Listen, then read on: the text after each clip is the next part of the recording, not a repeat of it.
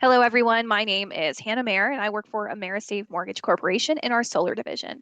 This is my QR code. If you'd like to find my contact information, you could just use your phone and take a snapshot of it, and it will take you to my information. So today we're going to address two questions. How does solar work first? And then how does solar work in weather conditions? So let's do this.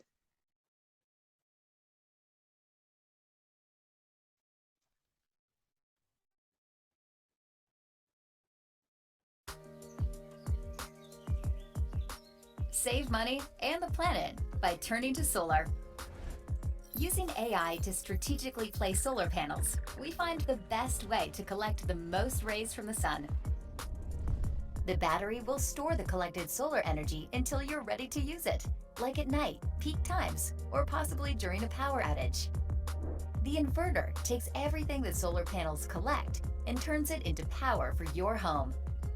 Whatever power you don't use, the electrical companies buy from you. Your smart meter tracks how much power you collect and use.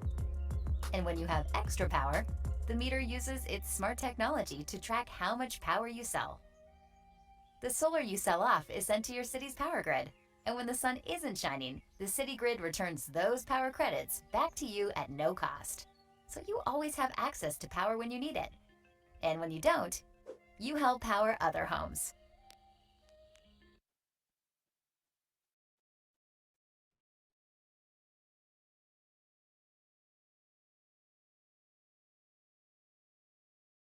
Pretty cool. I love this presentation because it kind of shares with us about how solar works and it makes it super easy.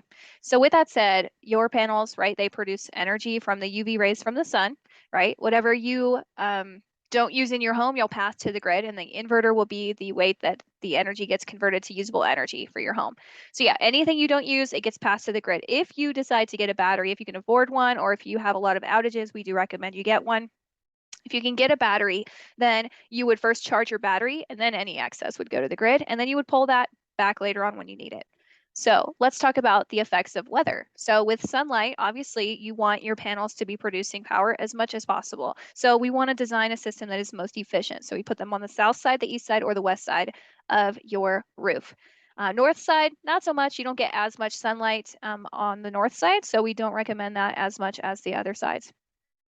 Clear and sunny days are obviously most ideal, but in some parts of the country, you can't get full sunlight all throughout the year, right? There are weather conditions. So this is how this works. We build all of that into our designs when we design these systems for you. Okay, and nighttime. So obviously you know that sometimes, summertime, you have longer days with lots of sun. And then, in the wintertime, you don't get nearly as much sunlight as the summer. So at nighttime, your panels are not going to be producing energy, right? So you can either get batteries and pull from the energy in your batteries, or you can just use the grid. So any energy that you stored during the day, you would store that on the grid, and then you'd pull those credits back later on when you need it. So that is what is called net metering. So it's the ability to utilize the grid as your battery instead of purchasing a battery. How about rain? So rain, I love this question. People always ask me this. So it depends on how much rain and how much cloud thickness is happening, right? But rain can actually be a good thing because it washes off your panels for you. So you don't have to get up on your roof and pressure wash your panels. The rain can just wash it for you. So rain is a good thing. The amount of sunlight that is hitting the panels, obviously that is going to vary, but we always build that into the numbers in our systems anyway. Okay, snow. So solar panels can still produce a bit of energy when they're covered in snow, which is really great. And also, of course, these do generate a little bit of heat, which melts the snow as well. And then production, of course, increases as the snow melts, and then it's going to slide off the panels. So this gives you a little bit of an idea of what you will be producing. Okay. And then let's talk about power outages for a second. So you can get a battery. There are several different kinds of batteries. I mean, there's so many different brands and so many great products available for you. So don't just stick with one. If you want to look at other options for batteries, always look at those. You can also get a generator. It can be a little bit less expensive if you go with the generator option. But I do understand if you want a battery because gas prices are insane right now. Um, so yes, at nighttime, if you have an outage, you of course want you power, right? So you can either get a generator or you can purchase and add a battery to your solar system. Awesome. Okay.